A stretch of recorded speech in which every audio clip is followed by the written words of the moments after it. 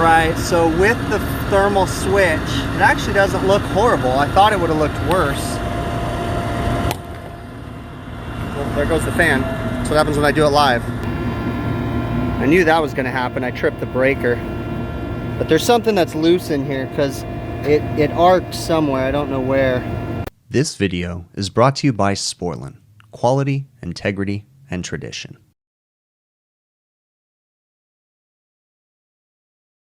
Alright, the customer's complaining that an exhaust fan is not working properly, so we're gonna have to jump up here and see. Everything looks clean as far as the hood filters go down here. Okay, we've got exhaust fans, several of them. They're all in line. I believe the one they're complaining about is one of these two, but we're just gonna check them all. I'm sure it's gonna be belt issues or something. So this fan is not running at all. No motor moving or anything, so we're going to open this guy up. It might just be a simple hinge if it's not all jacked up. Okay. Whoop, yep, sounds crispy. I can hear crispiness inside that fan. There's a problem. It's going to be a bad motor probably. We clearly have no power up here, but I went ahead and flipped the power switch just to make sure. We'll go ahead and check voltage. I pulled the belt off. You can see there's a massive amount of extra belts that look useless. All of them are pretty worn out. The one that was on there actually doesn't look horrible. But we need to dive into this because I hear a clicking sound when I spin the motor. It does spin freely though, but it's just making an interesting sound. But we need to start with a voltage check and go from there. We're going to open up electrical right now.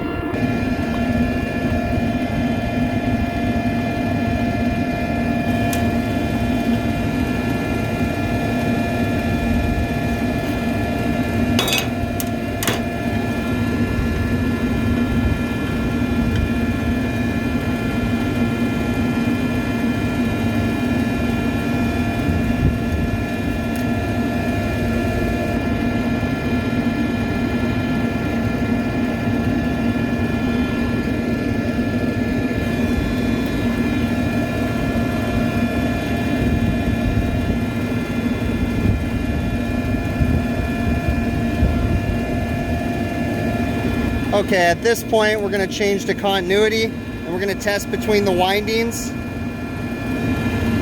See if the motor windings have continuity. 3 ohms. 3 ohms. They should all be relatively equal.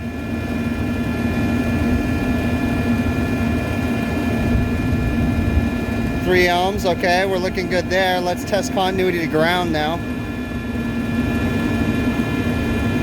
Nothing.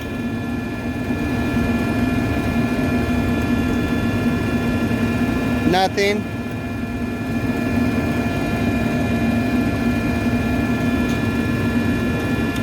Nothing. We have no continuity to ground. Okay, I've tested power. There's no power present. I tested the motor windings to each other. It's about 3 ohms, somewhat equally across all 3. That's good. I also tested continuity to ground and I got nothing. So at this point we're going to go downstairs to the motor starter. There should be an overload down there somewhere. We have power isolated so we can safely turn on power and try to troubleshoot from there. This is our motor starter and it is tripped right now. You can see it's in the tripped position. I tested coil voltage and we have 115 volts, but we don't have a neutral. It is a 115 volt contactor coil. So we're missing the neutral leg. Doesn't look like I have melted heaters. Interesting. We're gonna probably do a reset. All right, everything looks good. This one should be it, although there is another one that is tripped and it's for a makeup air unit. So I don't know which one's the problem, but it could be that they're tied together, which makes me wonder if I should go turn off the makeup air unit too, because they could be energizing at the same time, but this one's not tripped. We're just gonna reset it and see what happens. Here we go, we pulled in. Now let's check voltage. So let's see what we got coming in the top. 3-phase power coming in. Coming in. Coming in. So we have 3-phase in. Let's see if we have 3-phase out. There. There. There. We have 3-phase out now. This guy should be pulled in, and it's not though. This makeup air unit has power. I think that's a whole different problem. Nothing coming out of the guy, but I don't want to reset it until I turn off the makeup air unit. So now we have 3-phase power going onto the roof. Regardless, I'm going to talk him into replacing this because it's buzzing pretty loud. I know you can rebuild them, but I'd rather just put in a newer style. These things used to intimidate the hell out of me because they look so ominous. There really is nothing to them though. It's essentially just a contactor with an overload on it. But all right, let's go back up on the roof. Everything is isolated, so what we're gonna do is go ahead and flip this switch. And we're gonna check 3-phase power at those wire nuts and see what we can find. 205.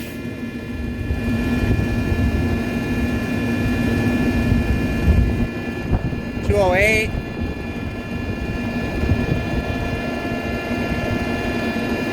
207. So we have 3-phase power. The motor smells a little funny, but it doesn't smell burnt. I don't know what the smell is that I'm smelling. I swear it almost smells like mineral oil. But anyways, we have 3-phase power. The switch is working correctly. I'm gonna put the belt on here and test it, but before I do that, I wanna hinge the exhaust fan and inspect the wheel. I was looking at the shaft and don't feel any play in the bearings. Everything's good. It spins. It's not hitting. I think we're good there, but we need to look at the wheel. All right, I don't see any damage. It certainly is greasy in there though, but I don't see any damage to the wheel. Doesn't look like it's been hitting or anything. It's moving freely. No towels stuck in it. That's a big thing. People will get towels stuck in them and it'll make a ruckus and trip the motor starter.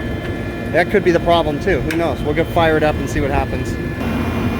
It's running. The belt is loose for sure. We're allowed to run 5.6 amps. We're running 4.6, so we're under current draw. The belt certainly needs to be tightened up, but the fan feels good. I mean, could use some grease in the bearings maybe. Tighten up that belt. Yeah, this motor's going bad. Check it out. I'm gonna power it down. On startup, this thing is having a hard time.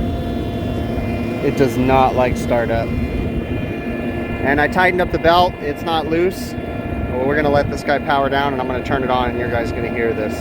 One thing I guess it possibly could be, it could be a power switch problem. Because if the power switch isn't making good contact on startup, it could be causing this sound too, which is gonna be something that's a little difficult to test without a couple different meters. But let's go ahead and power it up and I'll let you guys hear this. Yeah, that's an interesting startup sound, huh?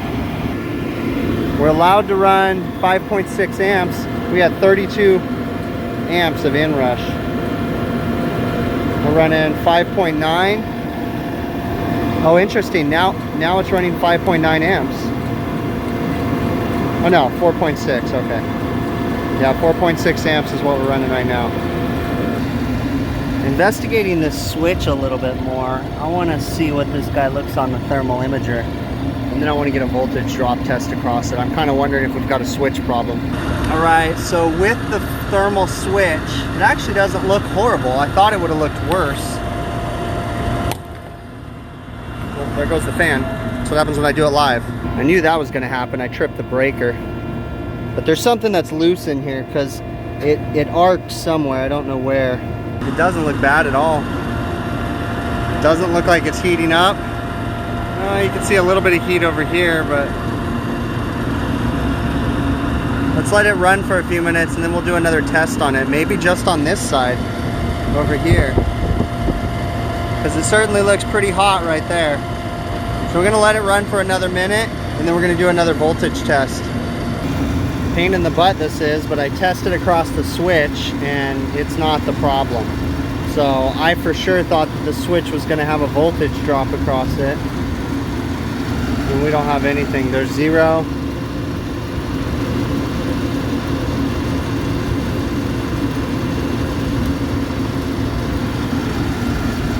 0.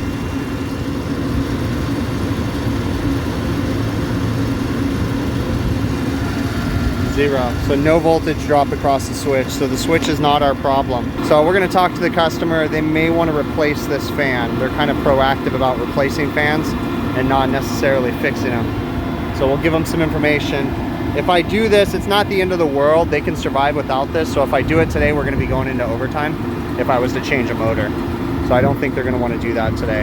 So I'm going to get all the specs off of it and we'll give them all the options. All right, it has been a couple months since the last video. This fan has lasted quite a long time. The customer went ahead and opted to replace the entire fan, so it's still operational, but they went ahead and ordered a fan, so we're going to replace it today. It should be a like-for-like replacement. The only difficult part is we're going to have to replace the motor starter downstairs. Lifting up the new fan, we went ahead and pulled them into pieces to make it lighter because we opted to not have a crane on this job just to make it go easier. But our equipment lift, we use it all the time. It'll go up to 24 feet technically, 26 feet if you stretch it. If you haven't already and you see the need, invest in one of these equipment lifts. They're awesome. Okay, that's good. Take the old one apart in pieces too. Looking good. There's really not too much. Now, they're made by a different company called Penberry now. I'm assuming they probably bought the old company, Supreme. But they didn't used to do this, but they notch out the hinges now. We used to have to notch the hinges out so that way you didn't have to push the pin out. But now they make it so you just literally bolt it right up.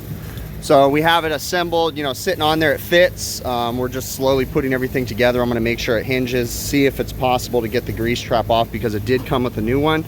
But there's nothing wrong with that one if I don't have to change it. If it's full of grease, I'm not touching it. Yeah, I'm not even about to stick my hands in there. That looks like it's a mess. But the fan hinges, we got to put the security chain right there on, and then we'll start assembling the motor and everything. Now we just take our van up on the roof so we can wire it. Sawzall wire. We try to be prepared. We got conduit up there. All right, in these older stores, it's common that you find these panels that are just a disaster. Wire colors don't make sense.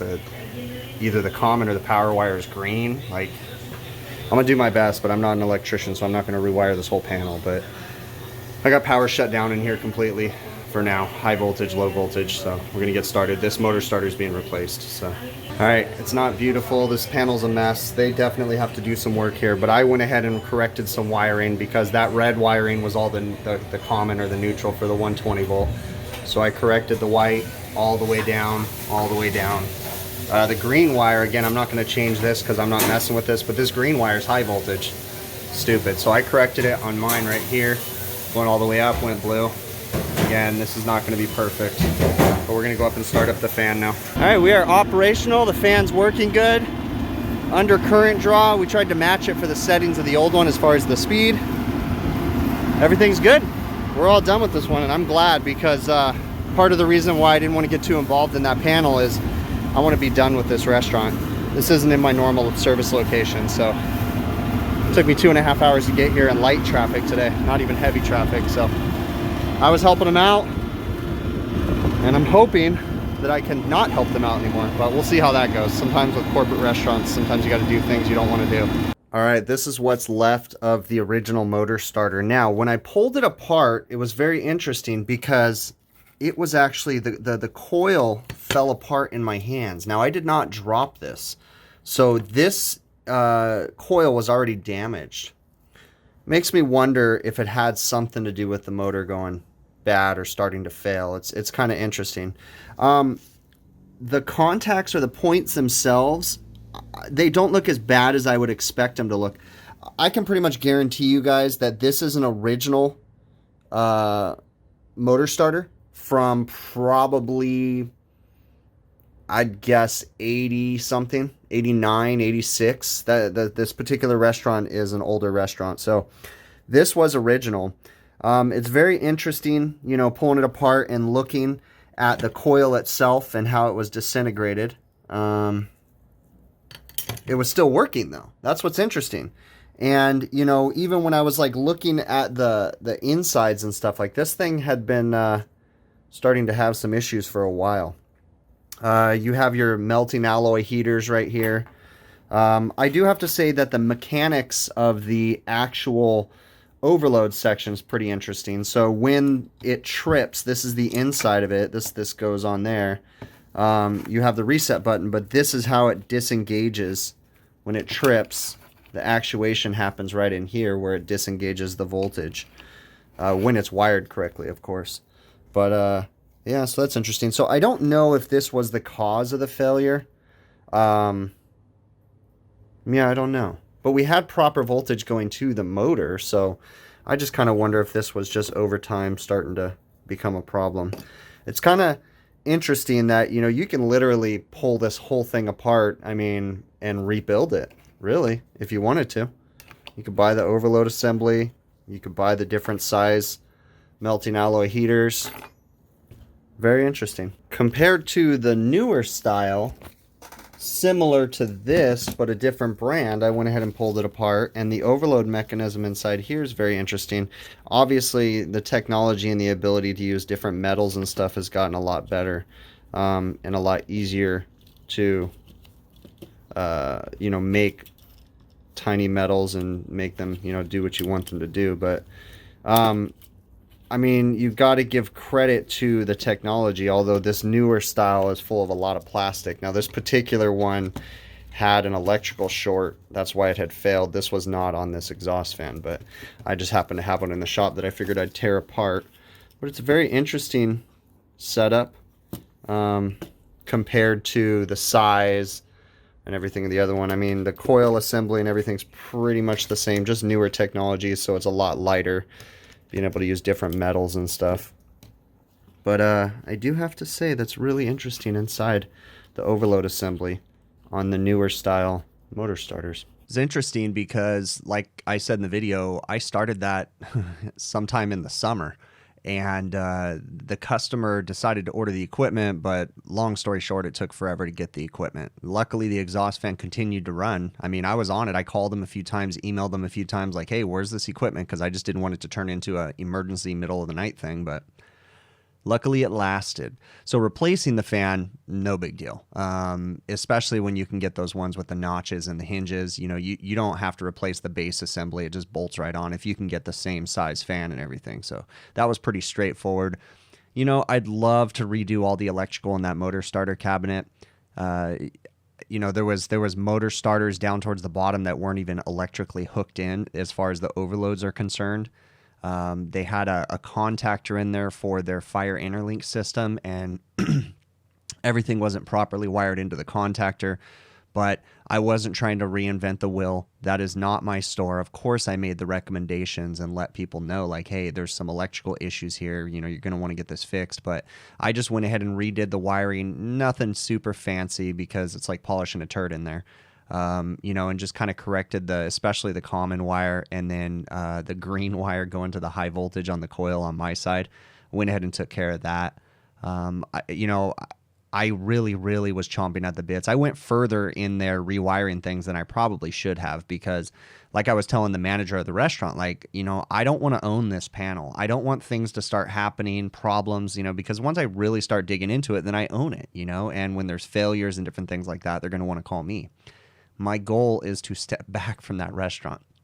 Even though I enjoy work, it's a little too difficult, and it's way too far out of our area to be doing that on a normal basis and have emergency service calls and things like that. It's not really fair to, you know, everybody to have to drive that far. We'll see though, okay? Because I kind of mentioned in the video too that, you know, sometimes with these chain restaurants, you kind of got to do things that you don't want to do to make the customer happy. So, you know, I'm hoping, cross my fingers, I can get rid of that store finally. So then tearing apart the motor starters, that was just kind of fun. I wanted to do that. I've been wanting to do that for a while. I actually usually have a few sitting back here. Actually, one of them had been sitting back there for a while, and I like to collect things that I'm interested in tearing apart, you know. It usually takes me a while to finally get to it, but I thought this was the perfect opportunity. So that motor starter was buzzing really bad, and I thought it was because of the contactor points, but no, actually, it was the coil itself. So I'm thinking, because there was some other motor starters in that cabinet that are buzzing too, and I'm thinking that they might be damaged also. It just over time of the turning on and off. When those older style turn on, man, they slam hard, you know, so that on, off, 2 times a day, basically. Over time, I'm assuming probably I'm assuming that's an iron core in there on the coil. So it probably broke that, and I guess it's the stator, right? But that's probably what happened, is just over time, the failure just kind of finally hit. So, hey, if you guys haven't already, please consider supporting the channel. The easiest way to support the channel is just simply watch the videos all the way through. It really does help me out.